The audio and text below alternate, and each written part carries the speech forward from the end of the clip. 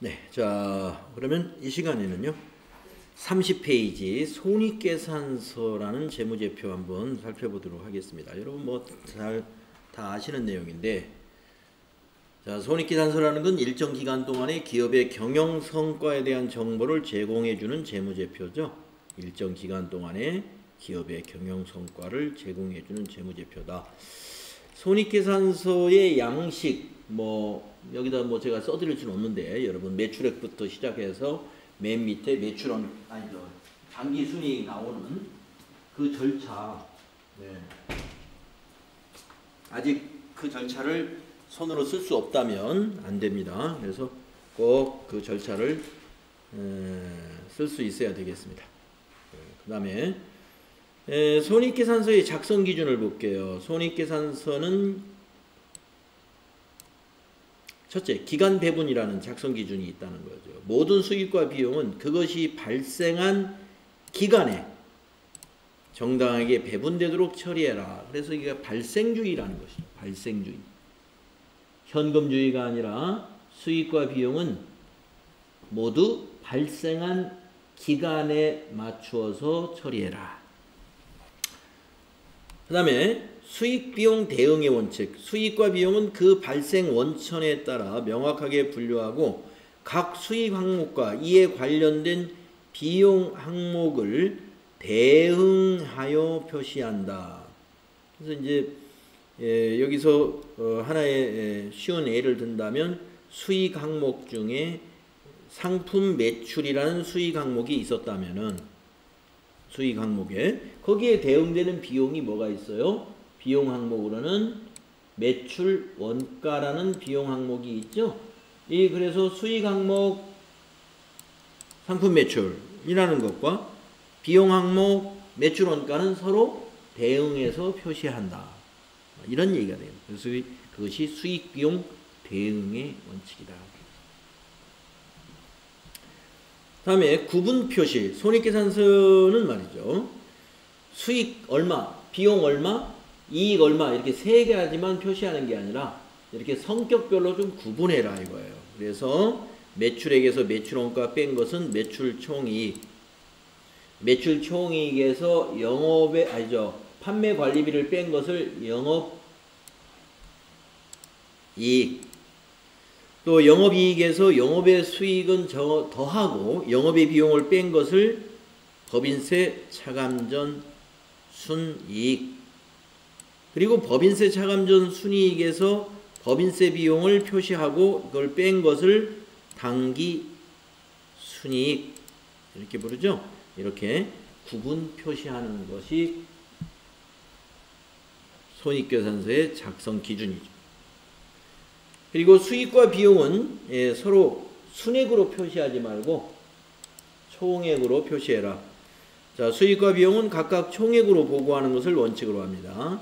다만 일반 기업 회계 기준에서 수익과 비용을 상계하도록 요구하거나 허용하는 경우에는 수익과 비용을 상계하여 표시할 수도 있어요. 동일 또는 유사한 거래나 회계 사건에서 발생한 차익, 차손 등은 총액으로 표시하지만 중요하지 않은 경우는 관련 차익과 차손 등을 상계하여 표시할 수 있다. 그래서 원칙은 상계하지 않고 총액이 원칙인데, 중요하지 않는 경우에는 상계하여 표시할 수도 있다는 것을 알아두시면 되겠습니다. 우리가 여기서 이제 차익과 차손이라는 걸 보면 감자 차익, 감자 차손 있잖아요. 감자 차익, 감자 차손은 항상 상계하여 표시합니다. 우리 회사에 만약에 계정 과목에 감자 차익도 있고 감자 차손도 있다. 이거는 총액으로 표시했다는 거예요. 그런데 감자 차익, 감자 차손 우리는 상계하여 표시하도록 하고 있어요. 그러니까 우리 회계 처리할 때 감자 차익과 감자 차손을 서로 상계해서 회계 처리를 해야 되고요. 또 하나, 또 자본 중에 또 뭐가 있었습니까? 할증 발행을 했으면, 주식 발행을 할증 발행했으면 주식 발행 초과금이 나오고, 주식을 할인 발행했을 때는 주식 할인 발행 차금이 나오는데, 그 주식 발행 초과금과 주식 할인 발행 차금 이 두 개는 각각 총액으로 표시하지 않고 그것 또한 상계하여 표시합니다.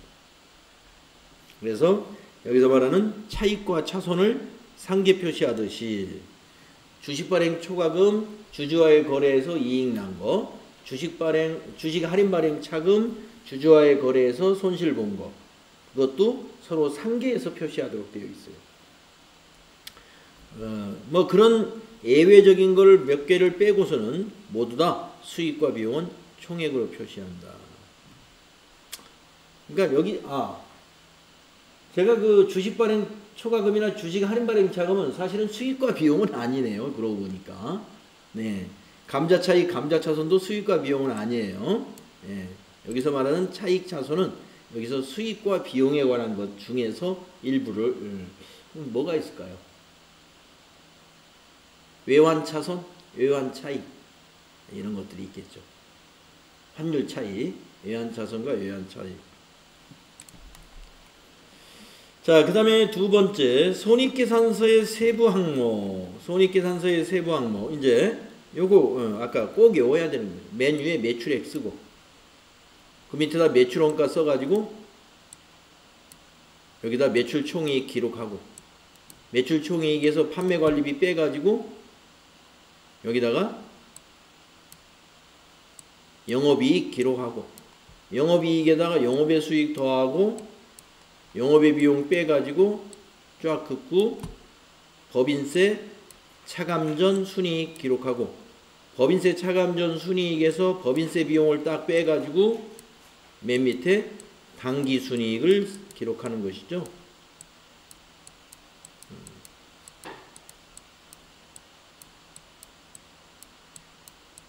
이렇게 기록하는 것이죠.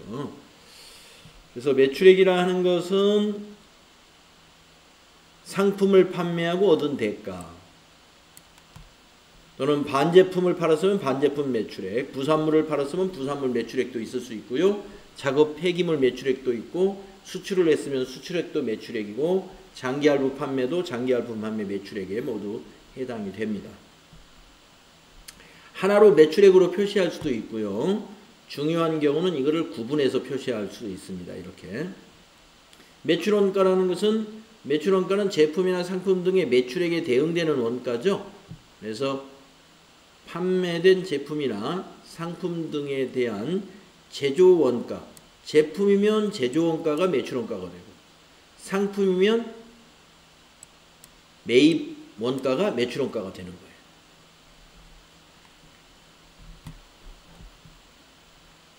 자, 그 다음에 이제 판매비와 관리비는 제품이나 상품, 용역 등의 판매 활동과 기업의 관리 활동에서 발생하는 비용으로 매출 원가에 속하지 아니하는 모든 영업 비용을 포함한다. 네. 예로는 급여나 광고비라고 했는데 광고 선전비를 말하는 거죠. 또는 감가, 상각비 이런 것 등이 판매 관리비다. 자, 영업의 수익은 기업의 주된 영업 활동이 아닌 활동으로부터 발생한 수익과 차익으로 중단 사업 손익에 해당하지 않는 것으로 한다. 중단 사업 손익이라는 것은 우리가 계속 사업과 중단 사업으로 구분해서 여기서 표시를 했는데 지금 결산 시점 현재도 계속하고 있는 사업이 계속 사업이고 중단 사업이라는 것은 사업을 하다가 중단한 사업을 말합니다.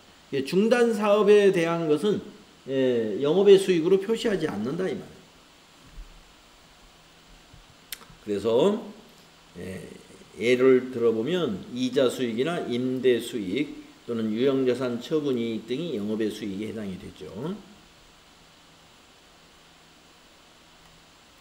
그 다음에 영업의 비용은 기업의 주된 영업활동이 아닌 활동으로부터 발생한 비용과 차손으로서 중단사업 손익에 해당하지 않는 것으로 한다. 이것도 역시 중단사업이 아닌 영업의 비용. 예로서는 이자비용, 임차비용, 또 유형자산 처분 손실 등이 영업의 비용에 해당이 되죠. 그 다음에 법인세 비용은 회계기간에 납부하여야 할 법인세액과 2년 법인세 비용의 합계액을 말한다. 그러니까 이 법인세라는 건 단기에 납부해야 될 법인세이고 2년 법인세 비용이라는 것은 전기에서 올해로 2년 된 법인세를 말하죠. 그래서 이 두 개를 합친 것을 법인세 비용으로 표시해서 이 법인세 비용을 뺀 것을 당기 순이익이라 한다.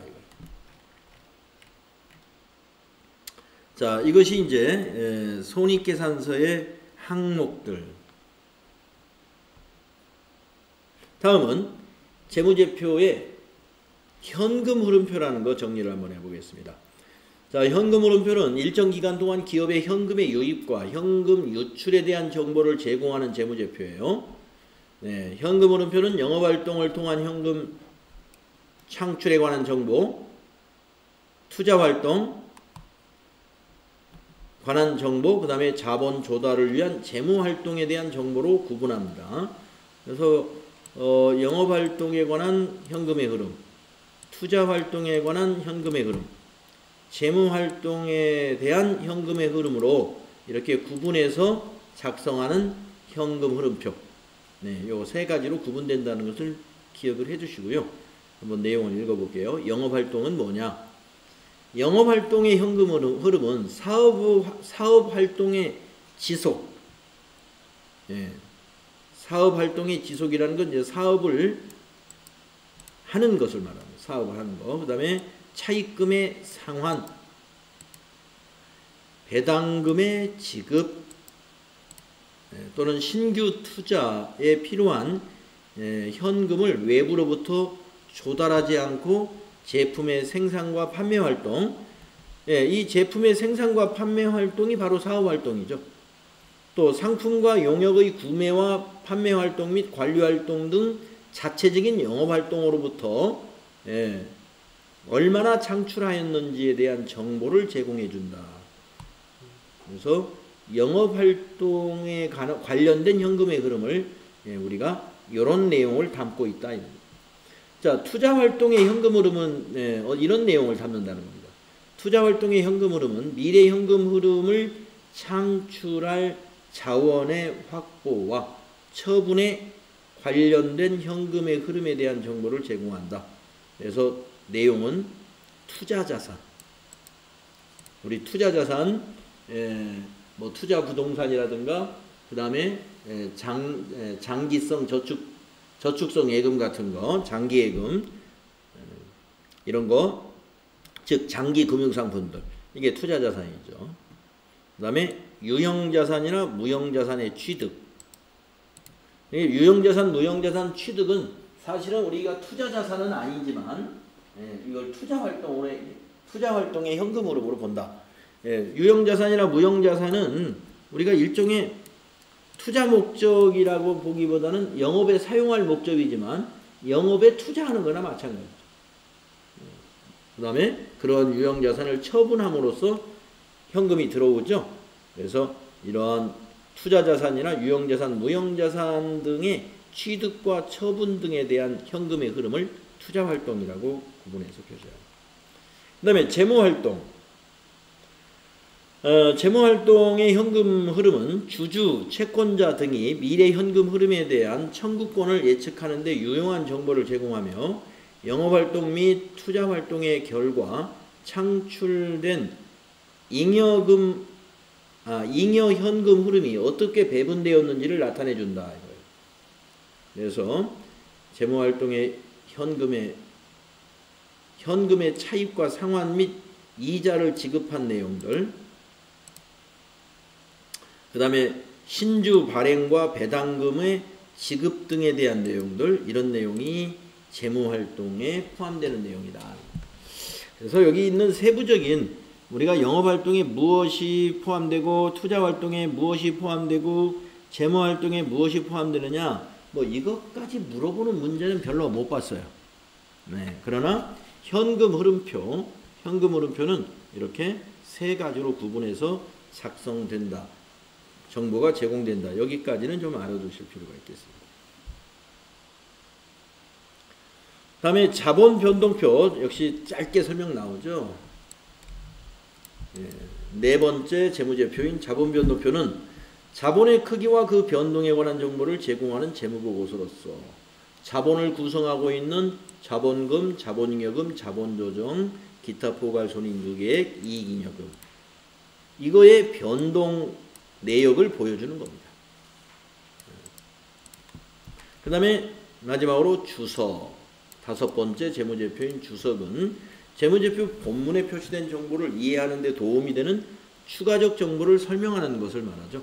재무제표 본문에 관련 주석 번호가 표시되는 그런 방식으로 이루어져 있습니다. 그래서 여러분 잘 아시겠지만 이 재무제표에서는 뭐 자본변동표, 주석, 현금흐름표보다는 손익계산서와 재무상태표 중심으로 해서 더 자세하게 기억하고 있으면 됩니다. 자, 그 다음에 이제 유동자산부터 한번 쭉 복습을 해보죠. 자, 유동자산의 첫 번째 당좌자산 나오죠. 유동자산 중에서 당좌자산이라는 것은 판매 과정을 거치지 않고 1년 내에 현금화되는 자산을 당좌자산이라고 합니다. 어떤 것이 있느냐? 첫째, 현금 및 현금성 자산이 있었죠. 현금 및 현금성 자산에는 먼저 현금이 있고, 그리고 예금 중에는 보통예금, 당좌예금이 있고, 그 다음에 현금성 자산으로 보는 것은 큰 거래 비용 없이 현금으로 전환이 용이하고 이자 변동에 따른 가치 변동의 위험이 경미한 금융상품으로 취득 당시 만기일이 3개월 이내에 도래하는 단기 금융상품을 말해요. 취득 당시 만기가 3개월 이내에 도래하는, 여기서 유가증권이라는 말은 왜 썼냐면은 채권이 있기 때문에. 채권이 만기라는 게 있죠. 단기 금융상품 하면은 이제 은행이나 이 금융기관에서 만기가 있는 금융상품들을 말하는 거죠. 그래서 취득 시점에서 만기가 3개월 이내인 금융상품, 이거 다 현금성 자산에 포함됩니다. 그래서 현금 및 현금성 자산으로 통합계정으로 표시할 때는 현금에다가 여기 예금은 보통예금하고 당좌예금, 그리고 현금성 자산이 있는 것, 이런 것들을 모두 취합한 통합 계정 과목이 현금 및 현금성 자산입니다. 그 다음에 이제 단기 금융상품이 있는데 만기가 1년 이내에 도래하는 금융상품을 말하죠. 현금성 자산이 아닌 거. 만기가 1년 이내에 도래하는 금융상품 중에서 현금성 자산이 아닌 것이니까 3개월 이내인 건 아니라는 거죠. 그래서 1년짜리 정기예금 또는 1년짜리 정기적금 이런 것이 되겠고요. 그 다음에 단기 매매증권. 뭐 단기 매매증권은 우리가 FAT 1급 교재에서 아주 여러 가지로 문제가 참 많이 나왔었죠. 그 밑에 표가 유가증권의 분류는 이렇게 한다. 지금 여기 단기 매매증권이라는 개념 과목이 나오니까 우리가 유가증권에는 채무증권과 지분증권이 있는데 지분증권이라는 건 주식을 말하는 것이죠. 그래서 지분증권의 개정 과목은 단기 매매증권 아니면 매도가능증권이에요. 그런데 채권은 세 가지로 다 나올 수가 있어요. 단기 매매증권 아니면 만기 보유증권 아니면 매도가능증권. 자, 그래서 단기간 내에 매매 차익을 목적으로 취득을 했다면 주식이면 단기 매매증권, 채권도 단기 매매증권. 그냥 개정 과목 같이 씁니다. 만기까지 보유할 의도를 가지고 매입을 한 것이다. 그러면 만기가 있는 것은 채권만 만기가 있기 때문에 만기 보유증권은 채권에서만 쓰겠죠. 1, 2의 목적이 아닌 경우로 언제 매각할지 결정하지 않은 유가증권은 그것이 주식이면 주식에서도 매도가능증권을 쓰고 그것이 채권이면 채권도 매도가능증권이라는 개념 과목을 사용한다는 얘기입니다. 그래서 유가증권에 대한 이 개정 과목의 분류가 되겠죠. 그리고 여기 주의해 보면 단기 매매 증권을 취득할 때는 그 수수료를 비용 처리한다 이거죠. 비용 처리를 하지만 매도 가능 증권하고 만기 보유 증권은 취득할 때 그 수수료를 취득 원가에 포함시킨다 이거. 이게 다른 점이다. 대부분 모든 자산이 취득 시 취득 원가는 다 포함합니다. 그런데 딱 한 가지 여러분 기억해야 될 게 단기 매매 증권이라고 그랬죠. 단기 매매 증권만 이 매입 수수료를 비용으로 처리한다는 거. 요게 아주 예외적인 거였습니다.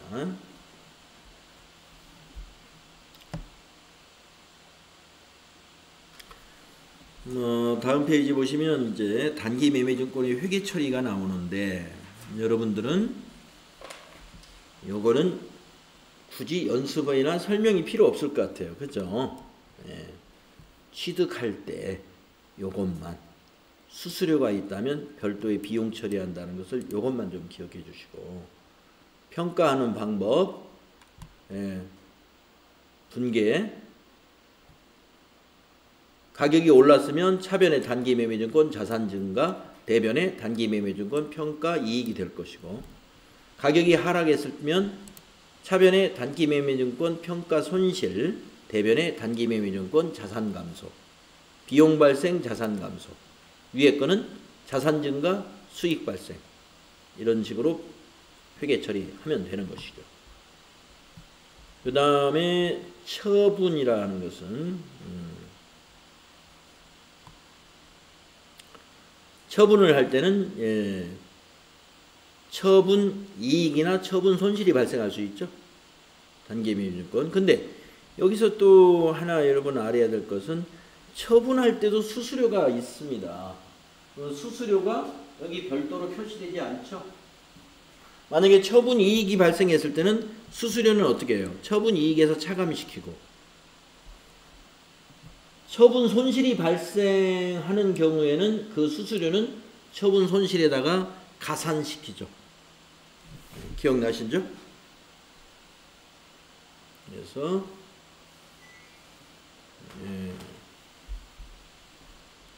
취득시, 평가시, 처분시, 회계처리 우리 FAT 1급에서 충분히 했기 때문에 그냥 이렇게 훑어보면 충분할 것 같습니다. 그 다음에 이제 매출채권, 외상매출금과 받으러움을 우리가 매출채권이라고 하죠. 그래서 매출채권의 대손충당금 설정 방법에는 매출채권의 잔액비례법이 있고 연령분석법이라는 게 있는데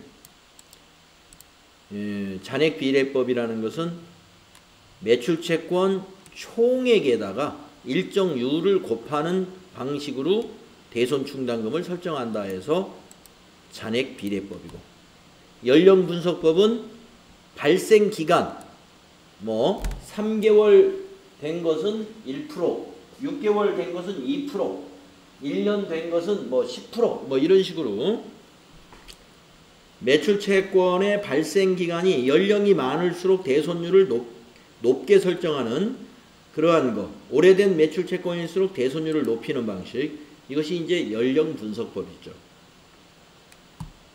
그러면 그거를 다 곱하기 해서 나중에 다 더하면 되죠. 기간별로 기말 매출채권에다가 곱하기 대손율을 다 곱합니다. 우리 그런 문제 풀어본 적 있죠? 그래서 이것도 여러분 실습을 충분히 해봤기 때문에 이게 무슨 말인지 다 알고 계실 거고.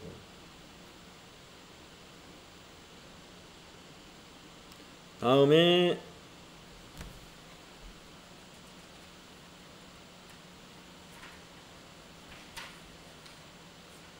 매출채권에 대해서 기말에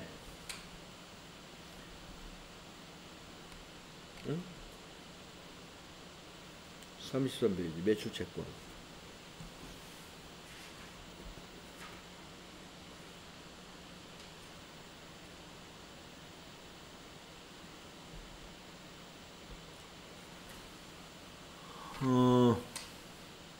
네, 다음 페이지.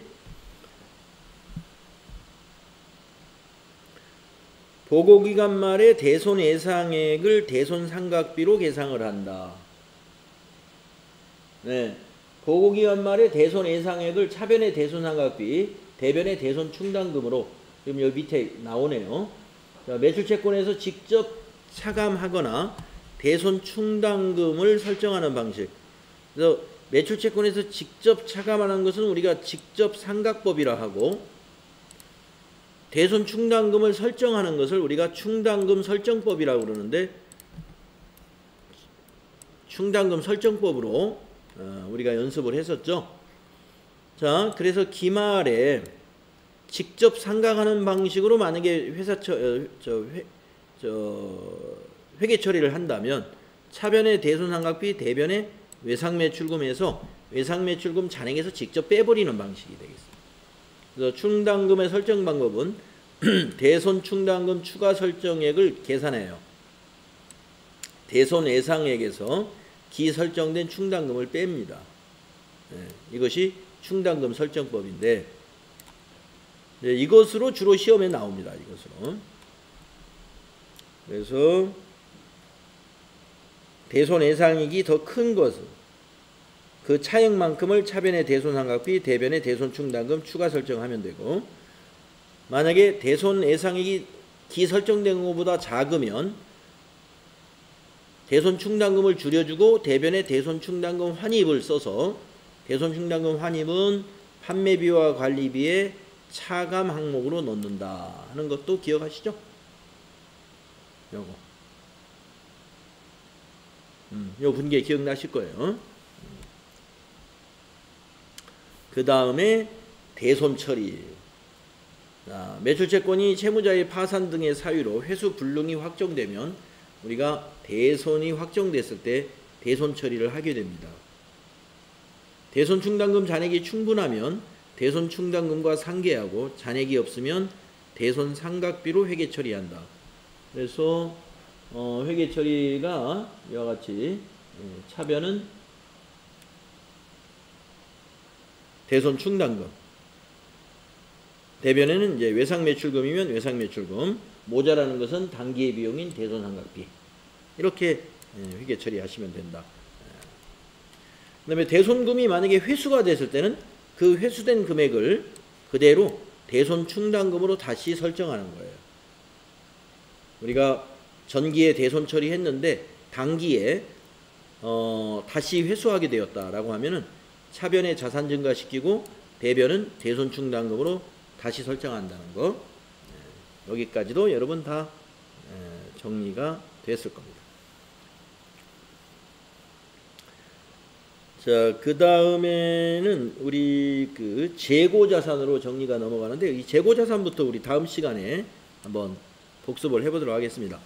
자, 뭐 우리 여러분들 FAT 1급에서 다 공부한 내용에 대해서 조금 지루하죠. 그러나 한번 뭐 어떤 내용이 있는지 한번 복습하는 면에서 좀 빠르게, 내일은 좀 더 빠르게 좀 진행을 좀 해볼게요. 오늘 여기까지 하겠습니다.